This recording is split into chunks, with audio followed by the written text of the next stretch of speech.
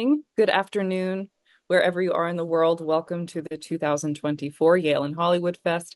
My name is Hannah Ruth Earl, and I have the pleasure of chatting with the filmmaker and creative mind, Daniel Persitz, behind the film Key of Genius. So, welcome, Daniel, and congratulations on being part of the festival. Thank you. Thrilled to be a part of this thing. It's a really great idea for our community, I think, to have this.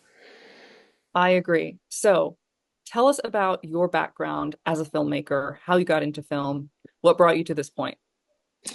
Yeah, so interestingly enough, I have Yale to thank largely for me getting into filmmaking, but in a very unusual way. So and this will translate a little bit into why I made this film and the music behind the film and all of that. So I'm historically a classically trained violinist. That's not what I do professionally, but it's something that I've always done very seriously and passionately. And I when I went to Yale, I joined the Yale Symphony Orchestra. And in October, they started prepping for this thing called the YSO Halloween Show, which many of you probably know about. For anybody that doesn't, every year the YSO at midnight on Halloween packs the big hall on campus, Woolsey Hall, with 3,000 like thrilled costume students that are just like out of their minds on Halloween night. And the members of the orchestra, I think it has changed since my time, but at the time, the members of the orchestra make a 30 to 40 minute long silent film, project it in front of the audience, and then the orchestra accompanies it with movie scores, show tunes, symphonic excerpts, all this good stuff. So when I was a freshman, I played in the orchestra. I had nothing to do with the actual making of the movie, but I was like, this is the greatest event ever. So at the end of the school year, everybody got together and said, all right, who's going to make next year's Halloween show?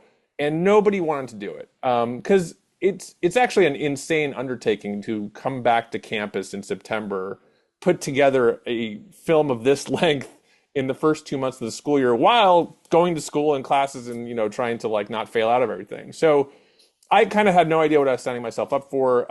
Volunteered to direct the my sophomore year's Halloween show, and over the summer just like started to plan on like how we could just make the craziest movie ever. We ended up doing like a Mission Impossible spin-off where we had a motorcycle chase scene, flew over campus in a plane, just like did all sorts of zany stuff.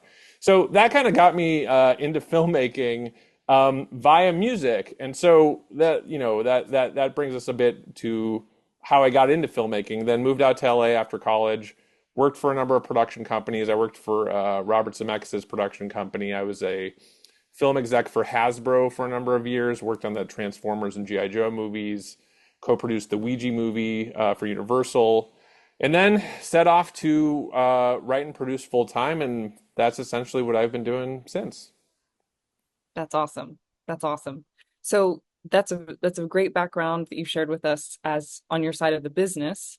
But creatively, tell us about the impetus for this film. Yeah, so Key of Genius has actually been in the works as a feature for quite a while. A number of years ago, my mom sent me this YouTube video about the people that it's based on. These are real people. Derek Paravicini is a blind autistic pianist who is now in his 40s and is pretty well regarded around the world and tours and performs regularly. And there was the YouTube that my mom sent me. Was a clip from 60 Minutes that talks about this guy and how any piece of music he's ever heard in his life, he can just instantly recall, play immediately in any style, in any key. And I was like, what is this? This doesn't seem real. And I started to do some research. Again, because of my music background, I was fascinated by this. Came across a book that Derek's lifelong music teacher, Adam Ockleford, had written about his experiences working with Derek. Devoured this book, and it was just like it was such a beautiful story, and like at its core, in a weird way, it was almost like a underdog sports movie of how he had discovered this kid at a very young age who nobody believed could really amount to much of anything, and the kid was a musical genius that just needed the right teacher to realize that. Fell in love with the story, got in touch with Adam, flew out to London, met with him and with Derek, brought my violin out and got to play with Derek, which was like one of the greatest music things I've ever done in my life. Got the rights to adapt that story into a film. Wrote the film. The film ended up on the Hollywood blacklist, which is, like the list of favorite unproduced screenplays in the Hollywood community. The project was set up at E1, which was then acquired by Lionsgate, and it's been in development for a long time, as these things go. And it just kind of got to a point for me where I was like, how do I will this thing into being? I've always believed in this story and want to try to figure out how to make it as a filmmaker and how to direct it myself. So over the writer's strike last year, I just decided to make a short film. It was like, we should just do this. And the goal was to make a standalone short that worked on its own merits, but also served as a proof of concept for the feature. And largely thanks to the massive fan base that Derek has around the world, we were able to run a Kickstarter to raise the funds to make the short. Lot of great support from his fan community and people that know me in LA as well. Raised the money to make the movie, and we did it. And there you go. Could you speak a bit, given your background and this piece in particular, could you speak about the challenges or also the joys of making a film about a real life person? Yeah, so for me, it has always been extremely important to treat Derek and Adam with the utmost respect and like to do justice to their story. And I've gotten to know them actually really well over the years. I've met with them a number of times. I've been to Derek's performances. Like, I have a shorthand with them, and so even when I was writing the feature, like, I would send Adam drafts of it to make sure that it felt authentic to their experience. And of course, any biopic has like certain licenses that you have to take for the movie to really work. But I was always able to like clear those with Adam, and got it to work okay. Similarly with the short, we involved them both in the process. Adam was effectively a consultant on the film.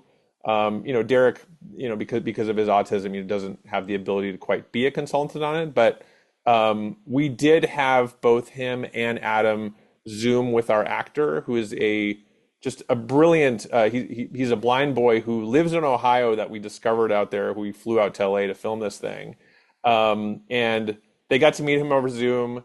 Adam actually gave Cannon several piano lessons over Zoom. Cannon had previously never played the piano before, and there were a lot of tricks that we employed in the shooting of the film to make it seem like he was very piano capable. But yeah, Adam and Derek were very closely involved throughout the entire process, and I would not have it any other way. Well, now I have to speak to, or I have to ask you about your casting process more broadly. What was that like? Anything else you want to share about that?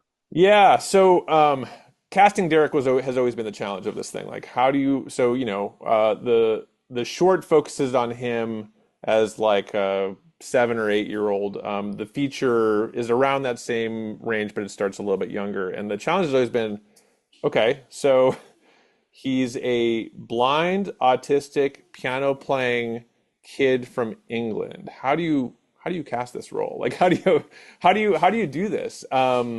And for me, like, inclusivity and also just being very respectful of the disabled community has always really been important. So when we first started casting this process, I was open to truly anything. I actually brought on board this great casting director. Her name is Danielle Pretzfelder-Demchek. She's New York based. She's very, very plugged into the disability community and used to work at Nickelodeon and was really pushing the studio to cast, kids of all sorts of backgrounds and abilities and things like that. And, I really was like, can we find a blind autistic actor who's directable? And we weren't sure, honestly, what the answer was going to be. We ended up finding there was a boy in LA who I met with who checked all the boxes, who actually looked like Derek, even when Derek was a kid. I met with him, and as much as I love this kid, like, it just became very clear to me that I would not be able to direct him. It was impossible. So Daniel ended up running a search across the country, very open to kids of different backgrounds, different experience levels.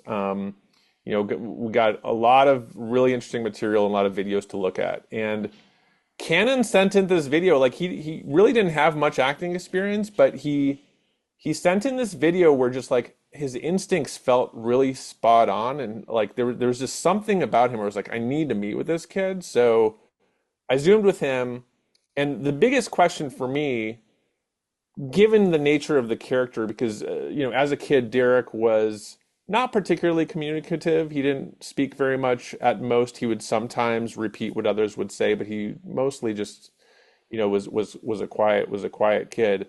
For me, the most important thing with the actor was, can he follow direction? Can I get him to change how he's reacting to a situation or moving into a situation? And that for me was everything. And when I zoomed with Cannon, he did everything. Like any little piece of direction I would give him, he would just nail it. And also his mom seemed extremely just invested in like helping him out and getting him piano lessons, at least just to get him comfortable with the idea of like being around a piano and how he would hold his hands above the keys and stuff like that. And so, yeah, I mean, it was a very challenging role to figure out and how to cast, but we ended up really lucking out finding this kid. And then for the two major adult roles, we focused on the talent pool in LA, and again, to be authentic to Adam and Derek, wanted people with a British background that could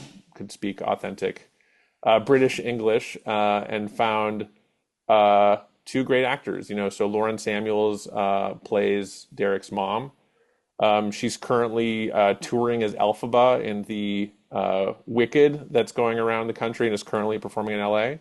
And then Adam, the teacher, is played brilliantly by Gavin Stenhouse, who's been in a bunch of TV shows. He was in an episode of Black Mirror.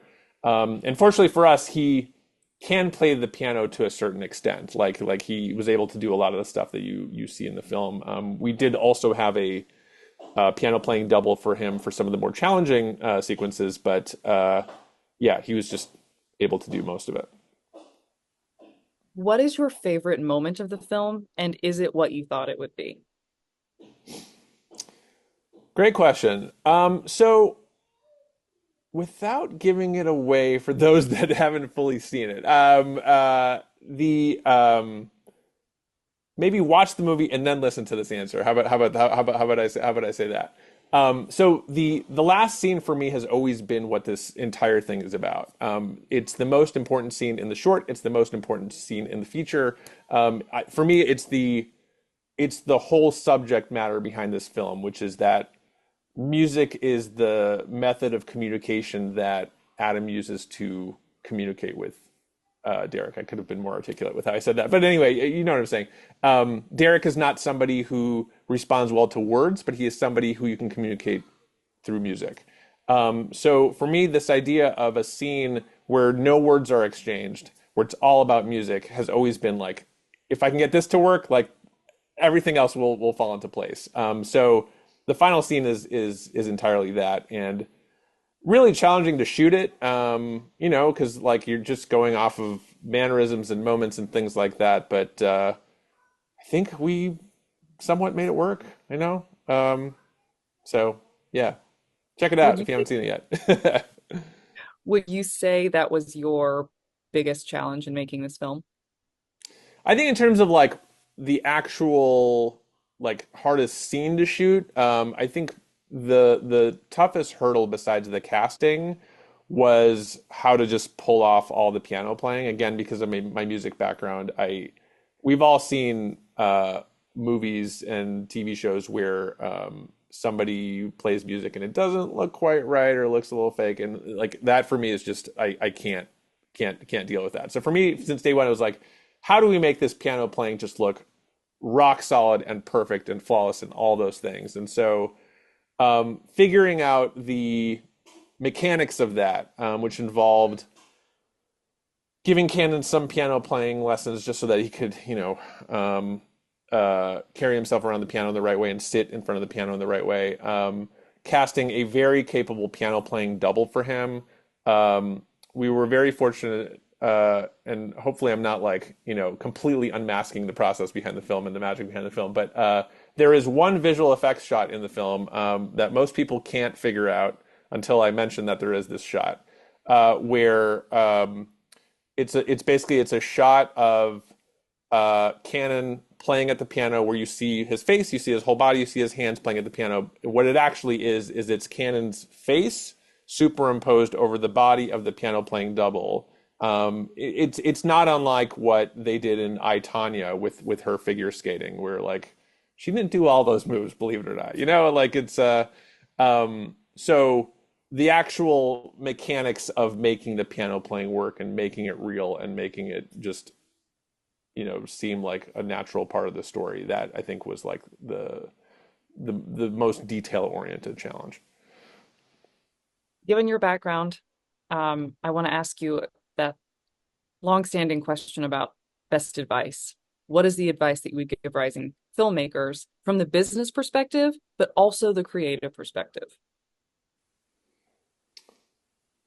Okay, good question. So creatively, I would say just make stuff, right? So if you're a director, go direct a bunch of things, and like don't just make one thing, make a bunch of things. If you're a writer, write a ton of stuff. Like you kind of need a volume of work, not just to represent yourself, but also to develop your craft. Like I don't know a single person that has made it in Hollywood or is on the verge of making it in Hollywood that writes one thing and that's it. Like they're off to the races. It's like there's always a backstory to it, like of like they've written 10 things or there's like the five things that they never showed anybody. Just make all those things. And from a business perspective, I actually would say a similar thing, which is really like establish yourself and like figure out the craft piece of it before you try to sell yourself. Because I think there's a lot of people that are like, oh, how do I get an agent? How do I get a manager? And the answer is be good at what you do. Like I think that it's as simple as that. Like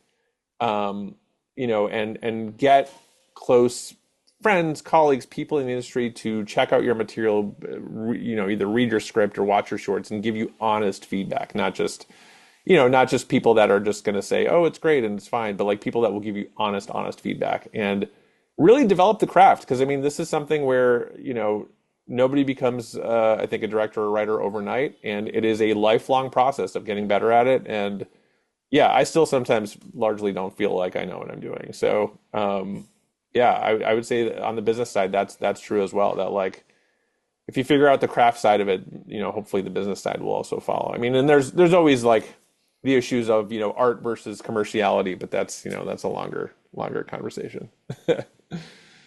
Anything else you would like to share with us about this film that we haven't addressed that you want to tell our Yale and Hollywood Festival crowd? I think we've covered a lot. I mean, I'm really proud of the film. Hope people enjoy the film. Always happy to chat about it. Or if people want to learn more about the feature version, happy to talk about it. But just really thankful to be a part of the festival and to get people to check out this film and all the other films, which are incredible. I've been really blown away by just like the level of filmmaking that's going on here. Well, thank you for being a part of it. I really enjoyed this chat.